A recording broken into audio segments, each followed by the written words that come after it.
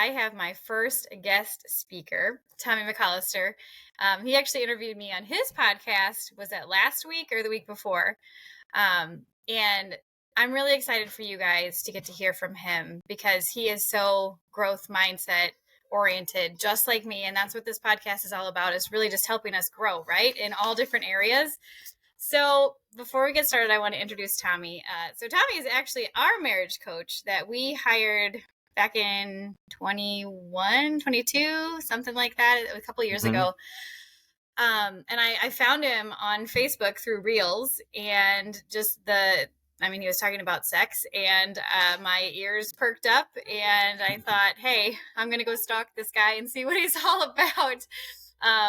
And it started the beginning of a great relationship and a lot of growth for Zach and I in our marriage, for sure. So Tommy is a 43-year-old entrepreneur marriage coach. He is married to Diane, and they have 2 boys. He's the owner of High Level Husband, and he's also a really awesome BMX racer. And his whole motto is helping others take their lives to levels they never thought possible. So I'm super excited to hear Tommy, and I can't wait for us to dive into questions. If my kids can be quiet. Oh, okay, everyone, I will see you later. Goodbye. Real life here. My listeners know this is real life always. So let's dive in.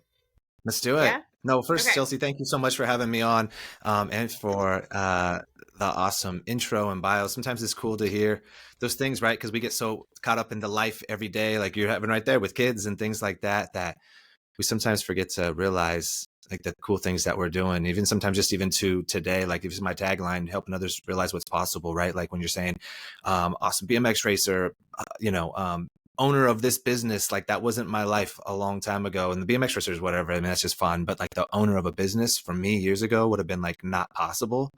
So to even hear it, somebody else just say it, I'm just like, this is such a weird still sometimes for me, so it's just cool. I'm full of gratitude. Right. It's so funny that, because just yesterday we went to the DOD Deer's office at Zach's work, and we had to get new IDs because he got promoted, right? Has to have his current rank. And I overheard him behind the partition talking to the lady doing the work for us. And he was explaining what I do. And it was just so interesting. Like, okay, that is what I do. I'm a mindset coach for social sellers. I'm in network marketing, all these things. But it was just so interesting to hear somebody else say, my little bio being my husband, but right. That's what's so awesome about having other people like, champion us in certain ways, and to be able to hear our spouse talk about those things in certain ways, because we're our harshest critics at times and all that. And I think there's a blessing in that too, because then, that gives us a little motivation and drive. But it's just nice sometimes to hear other people say it. And so that's just a huge part of marriage and lives and friendships and people like that who just champion each other, because we need to be reminded of that at times. Right. And I think that when other people talk about us, they don't have that like fake humility filter that we tend to put on, and we don't really own up to all of the things that we actually do and have done, right? So it's always cool to hear that. So I know we mentioned BMX biking, and I would love it if you would share, what happened. You had a massive accident several years ago, and that led to a lot of different changes in your life. I would love it if you would just dive into that, physically, spiritually, mentally, emotionally, socially, relationally, and like how you are where you're at today through that whole thing. Yeah, well, no, yeah, thanks that's a great question. That was like probably to this day, I always say that's like probably my favorite day of my life. And it was at that time, probably the worst day of my life ever as well, because if you guys don't know BMX racing, it's like, there's like jumps and things, but the race is only like, depending on the track, 25 to 35 seconds long. So it's super intense and what happens out there. But I was at a weird spot in my life at that time, without getting too crazy deep into it. I mean, we can, but if that's where you want to take it. But at that time, I had been 10 years. Feel free. You take it as deep as you want. Okay. I'll give you the 1 minute synopsis. Okay. But basically, when I was in my early 20s, I was not a good person. I was just had no self-worth and self-love in anything in my life. I come from a hard family that had arguably one of the worst marriages ever. And it just been through, I was the shyest kid in my high school. And make a long story short, I became a drug addict. I was dating my wife at the time, and I started cheating on her. I went to military prison. Like, I had like all this other things in my life that was happening, and I was just a bad person. Skip through all the things of what happened, but I eventually gave my life to Christ, like had this insane testimony where he like removed everything all in an instant from me, which is normally not the case for most drug addicts. Go through withdrawals and battles and things, but it was like the one thing. So anyways, fast forward, I go for like 10 years of being on fire for God, but we lived in a very small city in Northern California, 30,000 people, right on the coast, close to Oregon border. The next closest city is basically 5 hours away. So you're in the middle of nowhere. So nobody has any ambitions. Nobody understands that you could achieve anything. Everybody drives beat up cars. And I'm not saying if you drive a beat up car, it means you're a bad person, but that's just what they thought was like life, and getting by paycheck to paycheck, and just had nothing to go and grow in life. Well, I fell into that, but I just had this burning desire in me for so much more. And I knew God kept always telling me I was meant for more, but I just didn't think it was possible, because I looked around and my whole city was impoverished. Like, it was just such an impoverished city. And I was like, well, how is that going to be possible for me? Anyway, so 10 years on fire for Christ, but still very limited in a lot of ways. I went out on my own to become an entrepreneur when I was 31 or 2. And that quickly became a swift kick to the face, because it was a lot harder than I expected.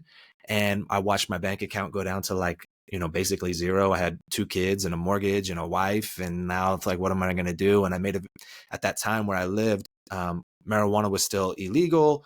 And where I was living was like it produced 83% of the United States weed for the country at that time.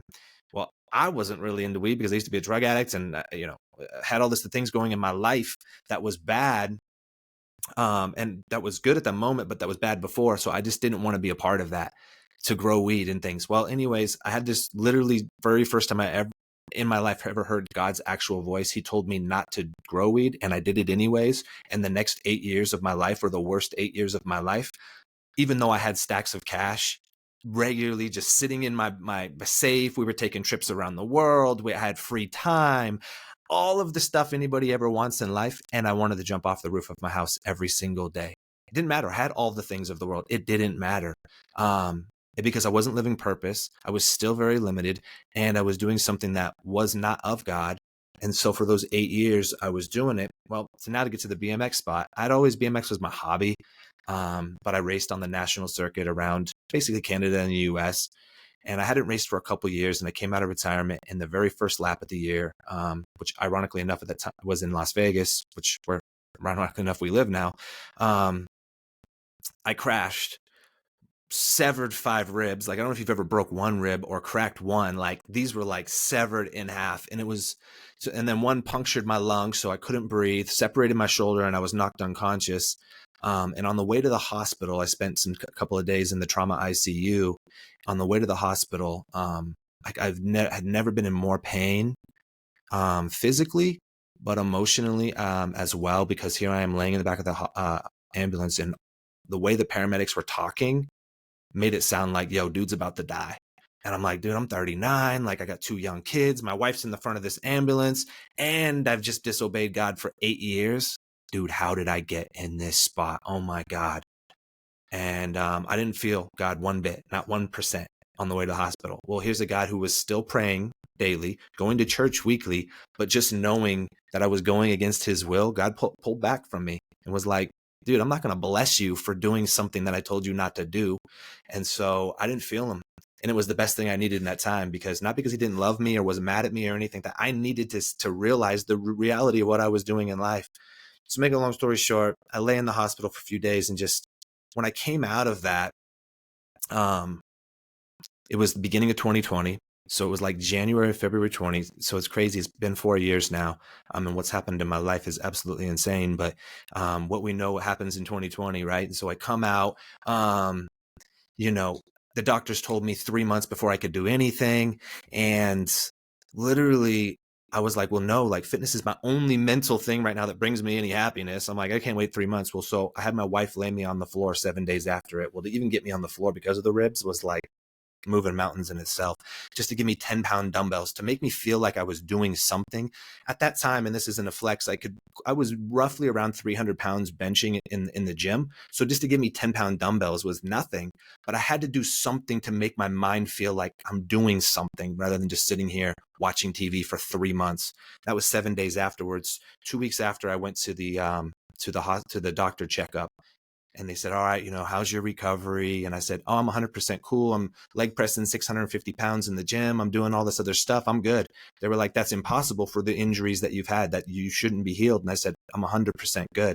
They went and got another doctor, came in, and they were like, tell him what you told me. I said, oh, yeah, I'm good. I'm good. They're like, it's been 3 weeks. And I'm like, yeah, I know. And I'm like, dude. And they just couldn't believe it. And so the moral of the story was, at that moment, one, the power of God when you give him something to work with.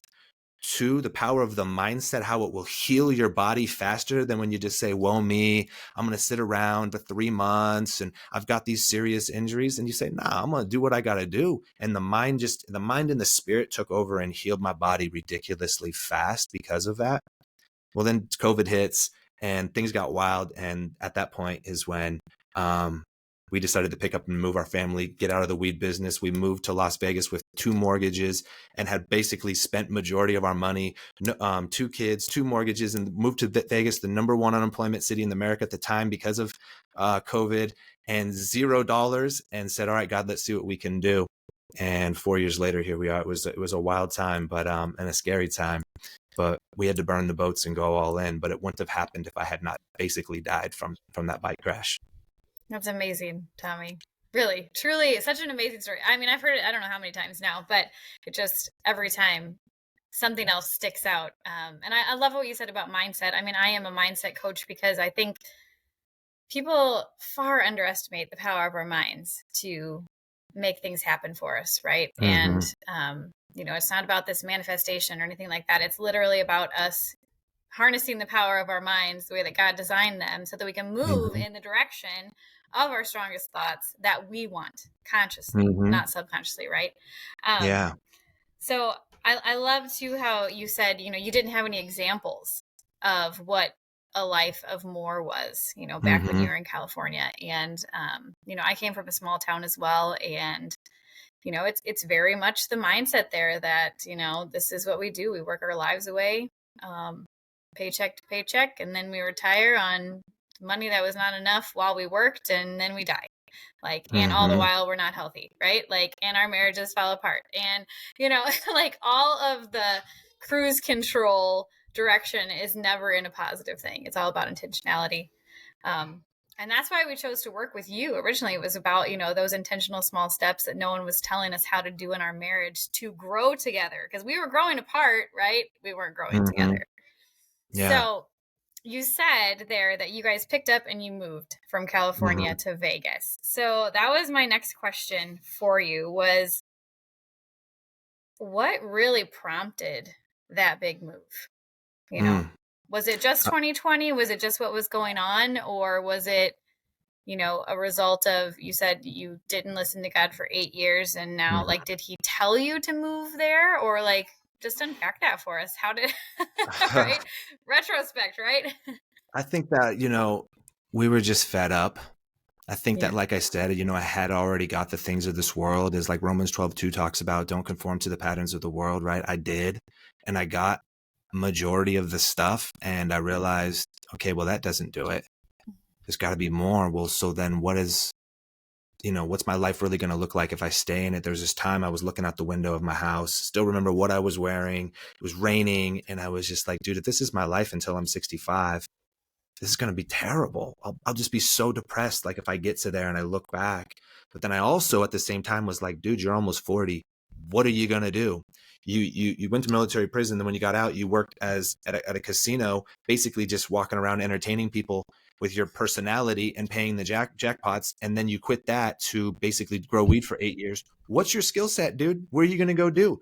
You going to go get a job somewhere? You're 39. What are you going to do that's going to provide a living that you're doing now with the weed that you're growing? Where are you going to go do this without having to I don't know, do some work crazy hours or something, you know, and you're going to be miserable. And I was just like, oh my God, I don't have any skills. Well, that's just was my mind talking. God creates us all for a reason, right? We just got to figure out what that is by moving and taking action.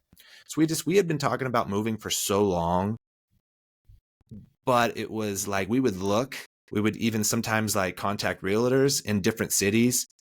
And then when the reality came that like, okay, well, here's the thing. You got to actually do something about it now.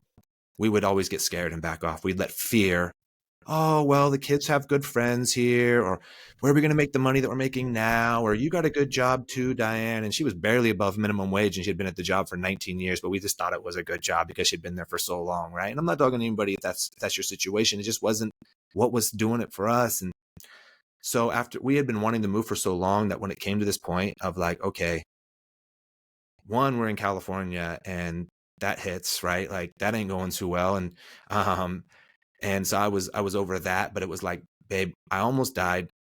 COVID's happening. All of this is going on. Like, what else can go worse? Like, I might as well just move now. Like, and so that's why we did it, and just we had to go. And so that's what it was. But you know what's so funny? I want to touch on something you mentioned about like the small town. So just to fast forward, then when I moved, there was a guy who was very similar to me, who I had actually recently met right before I was about to move, really into fitness, kind of dabbling into entrepreneurship, was just into podcasting and all this. There's listening to him. So we were just like, man, there wasn't many of those type of people in Eureka where we were living. And so we hit it off like a lot. So when I move here, he's like, bro, I'm going to hold you accountable. Like, he's like, tell me the 5 things you need to do to hold each other accountable, to grow and all of those things. Well, that was 4 years ago. I still remember sitting on my tailgate in front of the house we live in now, talking to him about that. Well, 4 years later, I'm at this spot now. Just this week, I was checking in with him, and he's in a worse spot. He's delivering pizzas for a living. Like, and I'm not dogging anybody who's delivering pizzas, but here's a guy that like it shows the clear path of going. And I was just asking him how he's doing. He's like, oh, and every message that was coming through was defeated. Oh man, I'm really scared for this next year with the election and this, that, and the other. I don't really know. And the message I sent back to him was, bro, like, I don't know what's going to happen in 2024. It's going to get wild, but all I know is I'm advancing. I'm pushing in harder than ever. I'm being me. I know God's got greatness for us, and I'm not backing down one bit. I'm just going to keep pursuing my mission and purpose. And because of that, I will find what we're supposed to find. He goes, well, that's great, man. He's just like, but for a guy like me who's dirt poor, it's going to hit me the hardest and all these other stuff. And I just got like, I got mad. I was like, dude, stop it with the defeated messages, bro. I'm like, what is going on? I'm like, and then I told him the story of like 4 years ago, you were holding me accountable. 4 years later, dude, like, this is where I'm at. And look where you're at. I'm like, that mindset's not getting you there. You got to be optimistic. Here's the crazy part about that story, Chelsea. I was literally messaging him while I was at a Chinese restaurant. Literally was being super optimistic with him. I opened up the fortune cookie, and the fortune cookie says, your optimism will bring you comfort. It was the funniest thing ever. And so I was just like, dude, your limiting mindset. And I told him, I go, bro, that's why I left Eureka, because you're hanging out with dudes and women who just think the world's going to collapse because you look around, your whole city's collapsing because ain't nobody doing a darn thing. I go, you got to get yourself out of that situation or be the change in that situation, but you got to change your thinking, bro. That ain't getting you nowhere. That's so what we had to do to get to where we're at. So true. So true. I mean, our circle, I think I've done episodes in the past about our circle and how that influence can be such a good thing or such a negative thing. And that's a perfect example that he didn't change his circle, and you did. You changed your environment, and it forced you into growth. And I think the other thing is, a lot of times people are just, they don't understand that comfort zone, even if it's not a good thing for us, is still known and safe. And it takes the willingness to get uncomfortable in order to grow. And if you can't do that, you're not going to grow. You can wish it, want it, not do it forever, like Zach always says, right? So pain very is on, true. everything we want is on the other side of pain, right? And that's a good thing. Like, it's got to that point now where I love pain, like pain to a certain extent, and fear. Like, that was a question at our Bible study last weekend, was like, what's something you're fearing right now? And I was just like, honestly, and this is gonna sound bad, but like nothing really. Like, I've got to that point, but I was the most fearful person ever. That's how I got stuck for 39 years. But because of 4 years of just facing every single fear, it got me to the point now where I'm like callous to it, where it's not even a thing really in my life. because of it. There's so many limiting mindset people in this world. It's just crazy about it. One of my close friends, he's one of the biggest substance abuse speakers in the country. He has a wild story where I know him through BMX, but he was like a BMX phenom as a teen, then went to prison for 3 years for armed robbery, meth addict, heroin addict, all of that, prison, comes out of prison, becomes a professional athlete, and then coaches at the Olympics. And that's what he said he would do when he was in prison. He told all the guards, I'm going to go to the Olympics. They all said, dude, you're crazy. And I get it. He's in the prison. And he did it. Well, so he's been doing this forever. It was cool, one, because I watched him go from his very first speech to where he's at now. Like, he's a millionaire now, which is really cool, but that's not what it is. It just shows of what he's grown to. But he was talking to me the other day, and he said he had a lady. He did he speaks at schools primarily, but he had one of the parents from one of the kids reached out to him last week and said, your story's fake. Nobody could do that. Prison to the Olympics, BS. My kids smelt right through your testimony, and my kids know that smoking weed's not bad, and like all this stuff. And it was like, she's just dogging him and just all this stuff. And I said, bro, I go, what's sad about that is, I go, it's her mindset. She does not understand that it's possible to go from prison to the Olympics. Because she's been modeled that her boyfriends probably are in and out of jail, and she sees them being crappy, in and out, and never changing. And so she thinks, well, this is just what everybody does. Or maybe her parent went to a prison and she doesn't understand that. Maybe her life is just this. So it's just not feasible. It seems like a fairy tale for people to go do that and then have it happen. And he's like, yeah, bro. He's like, it's a rare case. But I said, here's the thing, brother. It's available to every single person. It's not like you're this special dude and this just random luck happened. No, the steps you took are everybody can take to go do their thing. But most people just don't think it's possible because they haven't ever just stuck through with it long enough. They quit after 2 weeks, 2 months, or maybe 2 years. But if you keep going and never quit, you will win. It's inevitable. But most people just don't think it's possible. And so, yeah, I can get fired up on that topic. I know, right? Well, but I think, it's so interesting that, prison to the Olympics, like just that whole concept. I think so many people can't get past the mental prison on their mind that to them, the physical prison is more than enough to shut them down and to close off any doors to possibilities, no matter how hard they work or how consistent they are. Whereas, he didn't accept that reality of, well, I'm in prison. I'm physically in prison. He took it as, well, I'm in prison, so I'm going to do everything I can while I'm here to grow, because I know I will get out. And what am I going to do then? Right. Mm-hmm. And too often people do get out and they don't know what to do because they haven't spent any time thinking about it, and they're right back in there again. Right. Yeah. Such an amazing story. Seriously. Yeah. Okay. So you are a marriage coach, and I am curious to know, why marriage coaching? I mean, you could coach on anything. I know you're a personal trainer as well, and fitness is super important. Why primarily marriage as your focus? Oh, yeah, that's a wild one. I think there's multiple layers to that. Me and Diane, just to give people a backstory, I mean, you know our story, but we've been together for 24 years, maybe even 25 now, but married for 17.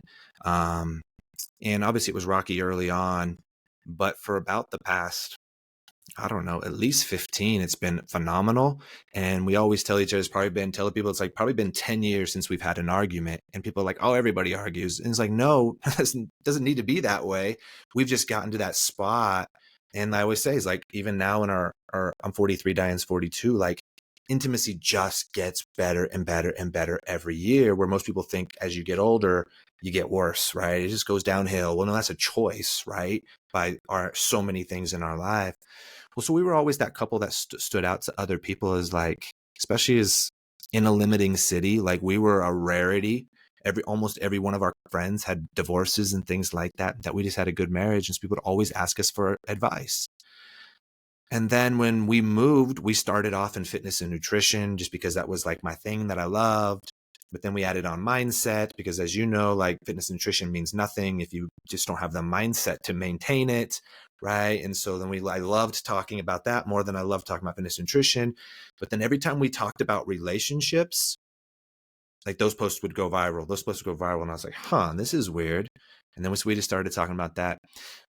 To be 100% transparent, I love talking about like breaking limitations, possibility, and all the things, and like all of that, who we are becoming. And that's the way we coach, as you know, it's like who we need to become as individuals to have an amazing marriage, right? Like if you want to scale your business, you got to scale yourself first. If you want to scale your marriage, you got to scale yourself first. We can go see a therapist and a counselor and talk all we want on a couch. They can give us tools to have better communication. None of that matters if you're not a person who can have better communication, right? Who can stay in the pocket and be poised, who can not get stressed when somebody's being defensive with you. And so I love talking personal development, and we found that that just works amazing in marriage. I believe God's calling us right now, or at least primarily me, to be more of a men's leadership coach. And that is where we're kind of maneuvering a little bit. Speaking is like the thing I'm pursuing the most right now. I'm podcasting and speaking. And so it is going to be husband marriage based, but it is more leadership. And that's just what I get passionate about. And I can talk all day long about, and especially faith, when faith's a part of that, I go all day. But if I have to talk about just like communication and things like that, sometimes I get a little, I don't want to say bored, just not as passionate. I can do it. It's what's crazy is because even when you worked with us, like to now, like our program's probably 10 times better. I'm a 10 times better coach, as naturally it should be, right? As we grow. It's just, that's how we got to marriage. And we're always probably in that field, but it's about developing high level men and high level women who can have an amazing marriage, but starting with an amazing life around that and what they're going to do with their talents and traits to support other people. And so that's kind of how we got here. And that's kind of where we're going. I love that. And it's true though. I mean, the only person you can change in your marriage is yourself, right? Mm-hmm. So it makes sense to lean into helping people to be high level husbands and high level wives, because that is going to make a high level marriage, right? Mm-hmm. It's not just the focus on the marriage itself. It is more of what you said. I always call that the all the boats rise principle. I think it has a much better name officially out there somewhere, but it's like, when the tide comes in, all the boats rise. And that's how it is. Like when you pour into yourself and you invest in growing yourself and you continually challenge yourself to live in your growth zone, like you said, that becomes your comfort zone after a while. And so you have to move the needle a little bit again and get uncomfortable. And that is what helps us to grow in every single area of our lives. If I grow myself, I know my business is going to grow. If I grow myself, I know my marriage is going to get even better than it is. Yeah. Right. 100%. Because I was just thinking about this earlier today, and we're going to Florida next week. I'm keynoting a speech out in West Palm Beach on business for people, and there's going to be couples and things. And so basically that's going to be my thing, is to scale your business, you need to scale your marriage, but to scale your marriage, you need to scale yourself, is basically what I'm going to be talking on. But it's like, if we get stressed in our business and it's just overwhelming us and we're having breakdowns and we're just like, the business isn't necessarily the problem. We're the problem because we're not able to handle that stress. Correct. And so then people think, well, I just need, once my business gets bigger and making more money and do this, it'll be good. No, because you're not ready to have that bigger business, right? Notorious B.I.G. said, more money, more problems, right? He's right. If you're not able to handle that more money, right? Or if you're not able to handle that bigger business with more delegations and more tasks.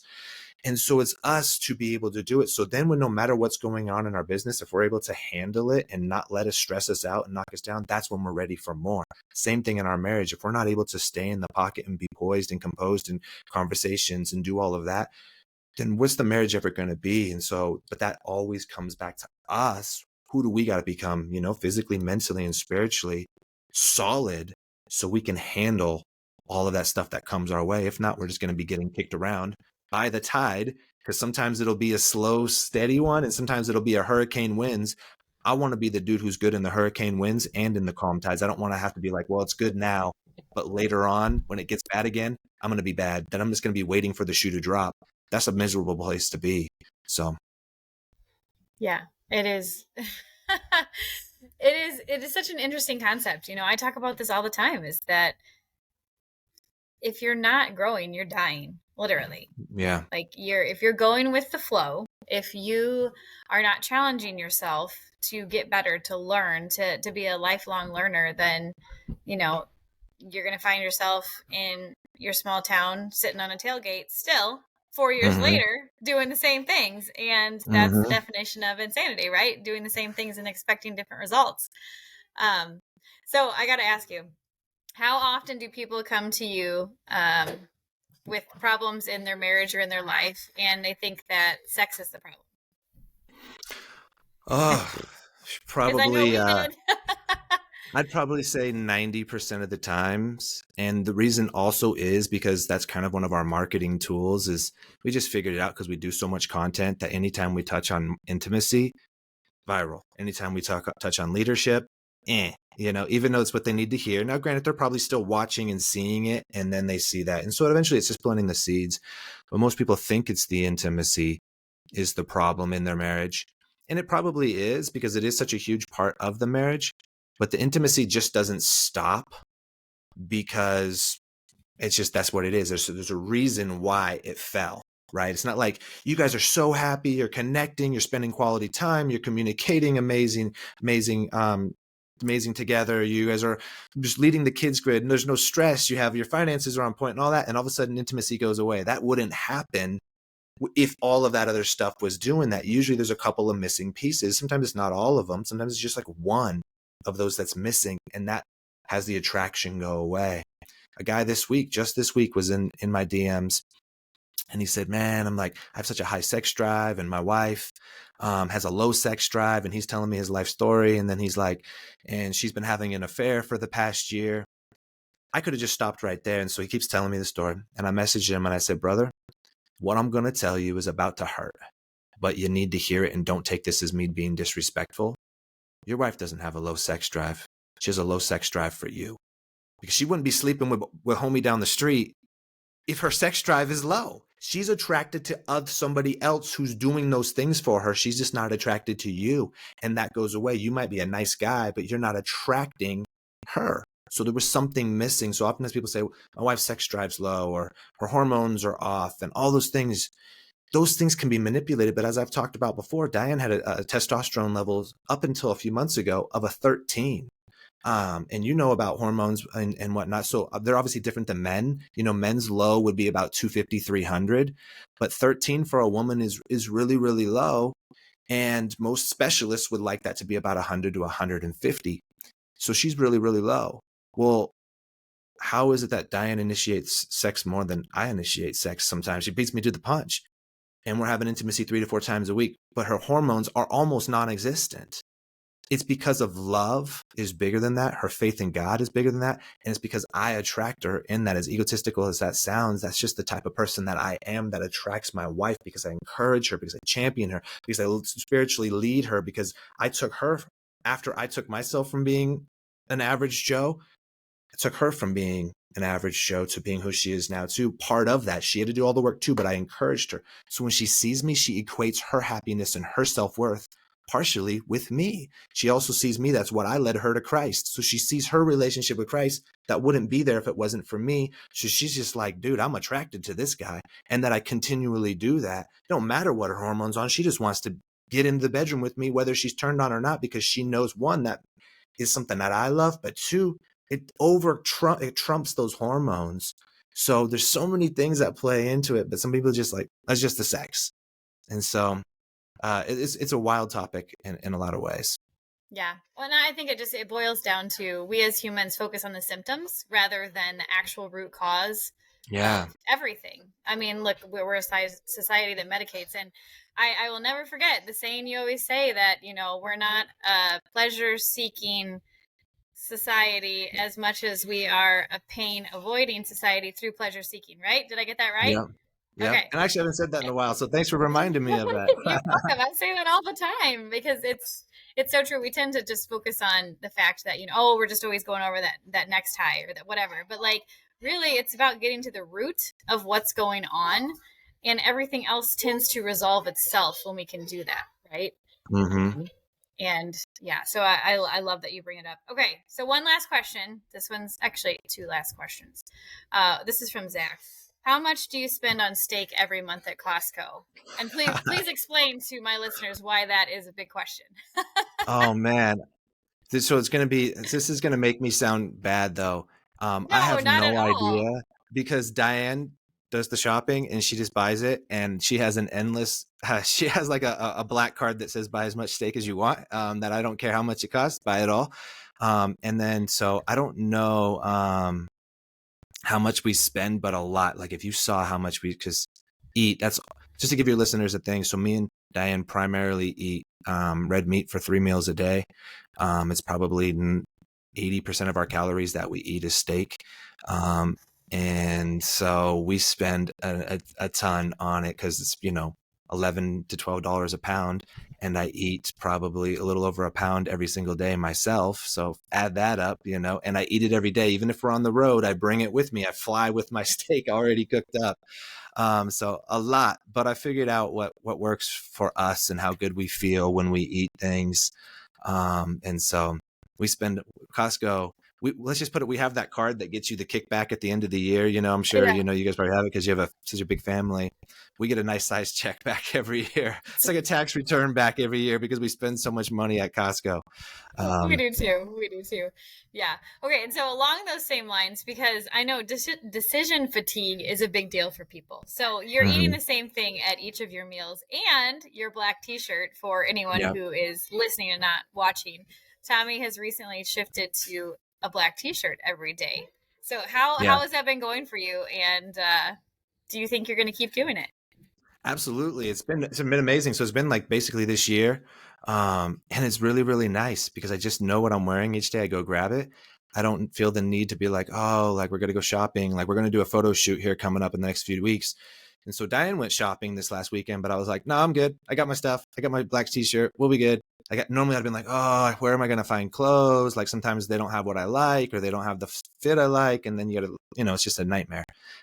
First world problem, but so yeah, it's nice. The more I can't tell you, Chelsea, how well that goes with just like our food we eat, the clothes we wear, and just not thinking about things and just doing them. Gosh, there's so much freedom in that. It's when the moment we start thinking about it and we're putting them off, it just stares at you the rest of the day. Um, so it's been great. Yeah, it's true. I mean, Zach and I were just talking about this, and I told him, I said, because it was just a really long day with the kids. I don't remember which day it was, probably all the days, but I said, I'm exhausted, and I said it's not that I'm physically exhausted with them. It's more mentally, because I'm constantly like in my brain making these decisions of, I want to just scream at them and punch them out the car door window, but I know that that's not honoring to God. So I'm like constantly actively thinking about, okay, what is the best response here when my kids are all fighting, or, they're discussing this, or they're in the background screaming like they are now, and that's what I said, that, it's really just this decision fatigue all the time. And so I have been leaning more towards, okay, well, what are some things that I can do to reduce the decisions that I'm making? Because I do want to spend, my priorities and my energy on raising my kids up in the way that they should go, right? Like that's a Mhm. really big priority for me. But like all these other things, what can I, take off of my plate that I'm don't need to be using my energy to make those decisions as well. I'm not quite to a black t-shirt and steak every meal, but I definitely can see how that is so freeing, and how it really does free up your energy for the things that you really want to pour into. Like you said, like Mhm. you're going to be speaking, and you're doing these different things, and those are the areas you want to pour that energy into, not what am I going to wear today, because tomorrow you're not going to be thinking about yesterday what you wore, right? Like it's Yeah. such a waste of our energy, and yet I'm just not there yet. So if anyone is listening to this and you are struggling with decision fatigue too, Tommy, what would you say are some small steps they could take to move more in that direction of less decision fatigue in areas that don't really matter as much to us. So what, I mean, honestly, this is one of my favorite lessons that I teach to our people is like, take a look at your life in all areas, and look at the things, like just go through your day. If I don't know, most of us probably have pretty similar groundhog weeks, I mean, maybe there's a couple of days where the kids have different practices, but at the end of the week or month, they all look pretty similar. Most of our days, and some of the things, and just write down like all the things that you do in your life and look at the things that make you think, feel, or be better, and look at the ones that don't make you think, feel, or be better, and remove the ones that don't make you think, feel, or be better. Now, you don't got to do 10 things at once and be like, I'm stopping TV, I'm stopping hanging out with this friend, I'm stopping No, we drinking totally soda. we Like, we do the crowding out approach here, like crowding out with best instead of just yeah, good, right? Like not refraining from things or saying I can't do that, but what can I do? So yeah, I love that. yeah. So just doing that, just we're starting to remove things. For me, the one I'm working on right now is caffeine, and this year, like that's been a tough That's a one, big one. and I've gotten down to about half my intake, and I might just stop there because I feel way better, and I do enjoy the morning one. I just won't be touching it for the rest of the day, and just one dose, and I'm good. And so just always those things. But for some people, dude, they got a lot of different things in their life. It might be porn, it might be drinking way too often, it might be soaking up way too much news and getting their emotions all over the place and then arguing about things that we really don't have much control over, right? So why are we consuming those things? So start removing things from your life that really are impacting our emotions and just start eliminating one thing at a time. It's crazy, I promise you. When we do that, if you do that once a month, remove one thing from your life, by the end of the year, your life will be far less stressed and you will have accomplished far more. And it's possible, I promise you, it's so possible to just remove that and it be gone out of your life. You'll get down to literally the smallest little things that you're focusing on now. But there's so many right now. Focus on one and get it gone. Yeah, making those small shifts that really do add up over the long haul, right? Like, I mean, you just listed so many different areas that I'm sure people listening can relate to. And, just picking one, starting there, and then as you master that, either expand it or move into another area to start mastering. I think that Yeah. that's my favorite approach, all about the small steps that you can do consistently, not perfectly, but consistently over time that do create big results in the long run. Yeah, Yeah. for sure. Oh man. Well, thanks so much, Tommy, for being here today. Was there anything else that you just have on your heart that you wanted to share with people who are looking to grow? I mean, I think we covered so much. And first and foremost, thank you so much for having me on here. It was like last week or maybe it was the week before, whenever I we can't did remember. One of the weeks. the one we did, it like turned out to be like my favorite podcast episode by everybody so far. Like I just watched the views and things, and it's Yeah, been like the most I couldn't watched believe one. it. So it's awesome that people are just loving it. I mean, I'm not surprised because you brought such great wisdom to it. Because sometimes it's one thing when the man's given it, but when the woman comes and gives truth as well, it's really really awesome because they're like, oof, dang, Right. It's so I easy to see it see from both just from our sides. perspective. Yeah, for Yeah. sure. For So it sure. was really cool to see that, and then I guess the last thing is like literally whatever you want in your life that's laying on your heart, because God will give us our desires of our heart. It is his will that will be done, but he gives those promptings.